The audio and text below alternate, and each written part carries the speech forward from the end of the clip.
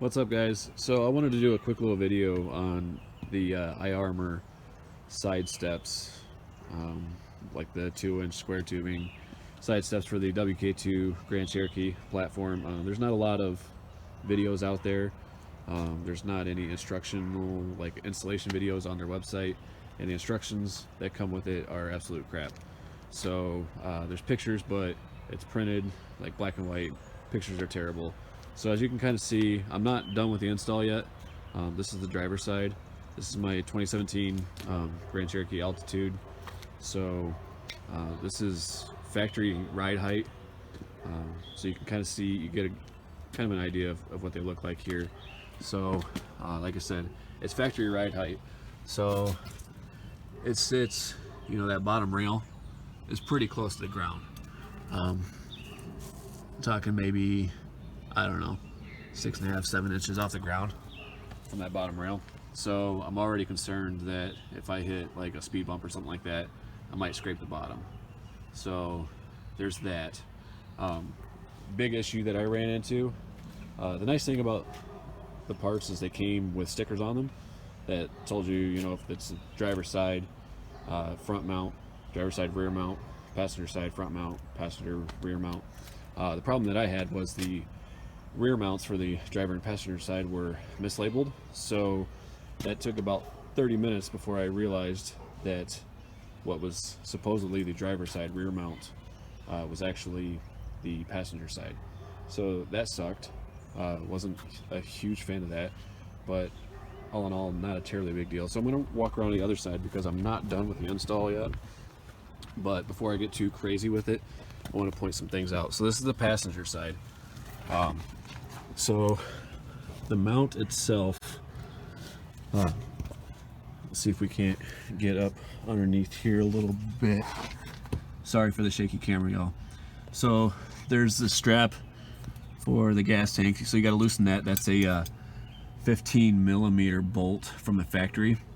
So you loosen that up so you can put this mount together. And you put it back in. You use the hardware that they provide, so you use the 5/8 head bolt to get up into there.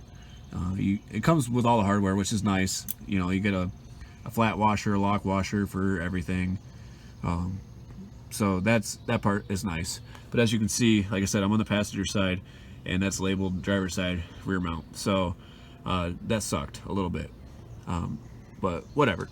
So we got the mount installed in the back. The holes, you can see there's holes. Let me figure out exactly where I'm at. Okay, so there's holes that are in the pinch weld, as you can see, like right here. Those holes do need to be drilled out. They say to drill them out 3/8 of an inch. I just got a 1/4 inch drill bit and just went for it.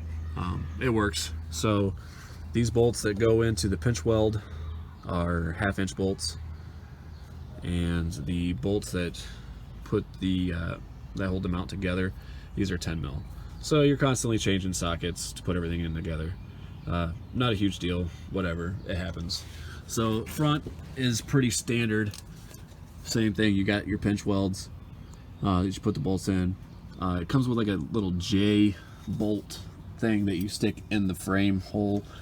It sits kind of wonky. I don't really care for that, but I feel like it should be tight.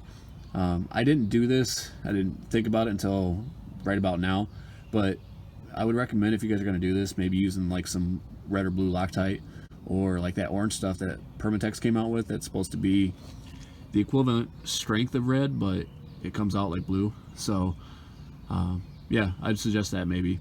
Also, on the passenger side, you'll see this, I don't know if it's like, I'm assuming some sort of wiring harness protector, but it wasn't on the driver's side, and I had to take that off. There's like 4 10 millimeter bolts that hold it throughout. I had to take that out in order to get this mounted. So that's something you got to deal with too. And again, the instructions didn't say that. You know, I understand, you know, these are for the Grand Cherokees and the Durangos. Actually, the picture in the instruction says something about it like a Toyota Highlander, so whatever. But yeah, so that's some kind of the issues that I had. Overall, I'm pretty happy with the way it looks. You know, it does look pretty good. You know, once you get it on there, and you put these mounting plates in there, you kind of just measure out and make sure that you have this even or where you want it. Both side steps are sort of universal fit, so there's not one specific for the driver's side or the passenger side. But yeah, so like I said, overall it looks good. It'll do the job. I do plan on lowering this, so I'm actually really concerned now that if I do that, I might have to remove these, and this will all be just a giant waste of time. So I guess we'll find out. But yeah, so I know a few of the websites that are selling these say that drilling is not required. Some of them say that drilling is required. I can tell you drilling is required unless you provide your own hardware. So like I said, I've been working at it for, I don't know, 3.5 hours now. Instructions say 1 to 2 hour install.